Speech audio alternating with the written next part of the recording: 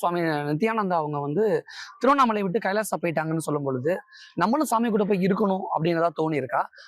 அல்லது என்ன மாரி உங்களுக்கு மட்டும் இல்ல, உங்க கூட இருக்கிற மற்ற பக்தர்களுக்கெல்லாம் என்ன தோணியிருக்கு? கண்டிப்பா. இந்த ஆசை எல்லாருக்குமே இருக்கும் இல்லையா? சுவாமி அதுவும் ஒரு நாடு, அதுவும் இதுவரைக்கும் வரலாற்றில இடம் பெறாத அளவுக்கு சுவாமிஜி வந்து என்னுடைய குரு வந்து இவ்ளோ பெரிய விஷயத்த செய்யும்பொழுது, அத கூட இருந்து என்ஜாய் பண்ணணுன்ற ஆசை எல்லா பக்தர்களுக்குள்ளயுமே இருக்கத்தானே செய்யும். ஸோ அந்த மாரி எனக்குமே கண்டிப்பா இருக்கதான் செய்யும். இப்படி எல்லாருக்குள்ளயும் ஒரு பெரிய எதிர்பார்ப்ப, ஒரு ஆசைய உண்டு பண்ணியிருக்குல்ல, கைலாஷா ஆ. அப்படிங்கிற ஒரு நாடு. ம். அந்த நாடு எப்படி இருக்கும்? கைலாஷா எப்படி இருக்கும்? ஏன் ஆக்சுவலா எல்லாரும் ஆசைப்படுறாங்க கைலாஷா போணும் அப்படின்ட்டு?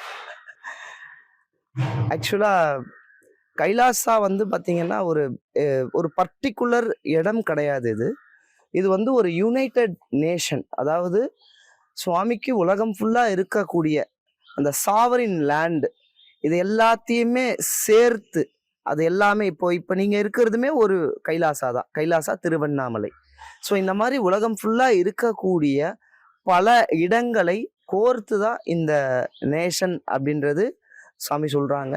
ஸோ இந்த இன்டர்நேஷனல் பிரகாரம் நமக்குள்ள இந்த மாதிரியான 4மே இருப்பதால இத நாடுன்னு ஐநா சபை உட்பட பல நாடுகள் நம்மளோட அந்த பிரதர் சிஸ்டர் ரிலேஷன்ஷிப்குள்ள வந்து நமக்குள்ள நிறைய ட்ரீட்டி வந்து பார்த்தீங்கன்னா சைன் பண்ணியும் இருக்கிறாங்க. ஸோ இது உலக அளவுல பெரிய ஒரு மாற்றத்தை குடுக்கும் அப்படின்னு நாங்க எல்லாமே நம்புறோம். கண்டிப்பா இது வந்து ஒரு புதுசா ஒரு விஷயம்ன்னும்போது நார்மலா எல்லாருக்குமே இருக்கக்கூடிய ஒரு எக்ஸைட்மெண்ட்.